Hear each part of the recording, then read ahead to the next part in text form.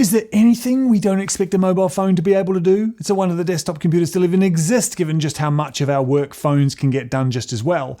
But when it comes to editing, you'd think that desktops would win hands down because in the end, they're more powerful and you're not fiddling around on a tiny screen. But there are reasons that you may still consider editing on your phone. 1, you might be starting out and can't afford or don't want to commit to buying a dedicated computer just yet. 2, you might have a desktop editing suite, but you travel a lot and want to film and start doing your edits on the fly as well. Or 3, you're no bigger than a Smurf and a smartphone screen is larger than an iMac 27 to you.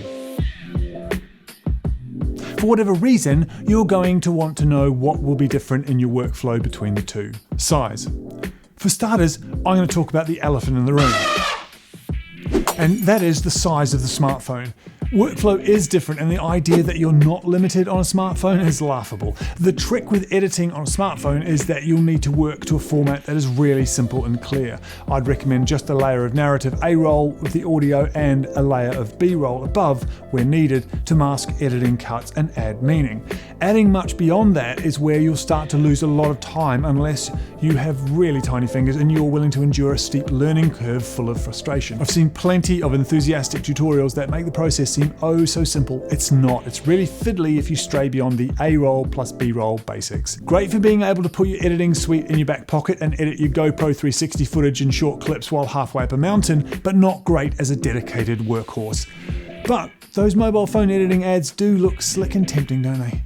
1-0 to desktops. With that out of the way, let's assume you're going to keep the basics and save your sanity. Then smartphones do start to look attractive. Cost. The cost is lower or even free if I assume you already have a smartphone, and that saves you buying a laptop or desktop, which could be anywhere from $600 to £2,500 depending on what specs you need. I won't go into that, but I will link to a video on buying a laptop or computer at the end.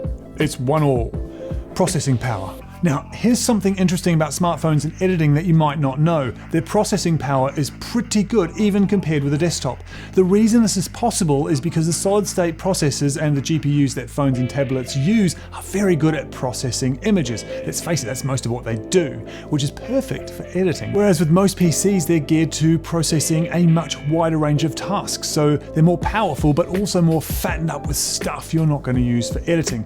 Basically, it's a ninja versus a security guard. To test this, I compared the booth's editing iMac 27 to my iPhone X using some 4K footage to see how they both performed when skimming along the timeline. Neither were flawless, to be fair, but the iPhone was certainly no worse. It's 2-2. Ability to brand. Now, what I mean by this is that any small creator considering their channel as a business is going to want to use specific fonts, colors, and templates, including imported Photoshop art. Now, doing this on a mobile is fairly limited because any assets that are not on your phone need to be brought in. It's not insurmountable, but it's another speed hump. On a desktop, fonts, color hex codes, template plugins, and various media assets can be brought in easily. Compression and export. This was by far the most impressive. Export times can be sluggish even on a pro computer if there's a lot of graphics or large raw files like 4K footage. I did a race between the iMac and the iPhone, and although the iPhone was twice as slow with the compression and export, I was really expecting it to be 10 or 20 times slower with the same timeline. It turns out that all that processing power in those little SSDs of the smartphone are perfectly suited to exporting. Even though technically the desktop is faster, I'm going to call that one a draw because it's still more than fast enough on the phone to be considered viable. In the end, smartphones fall down at the point of being the only option for editing a lot of content. Okay for simple short stuff, but not as a long-term proposal. An in-between option that might be of interest to those of you who want to use both of these amazing tools together is that LUMA Fusion, a mobile editing app, does offer an XML export, which is basically a shell with all the information of your basic cuts and transitions. This means you could start editing on your phone somewhere, and then when you get back to your studio, take that shell and import it into any desktop software, relink the files, and away you go. You might also want to check out this video that Ed made on buying a computer or laptop for video editing specifically, and also have a squiz at this video on the best free editing software platforms. And why not subscribe, because here we are bleeding out of our eyeballs to bring you all this amazing stuff for free, and all we want is a little love. Okay, and a little advertising revenue. but mostly love.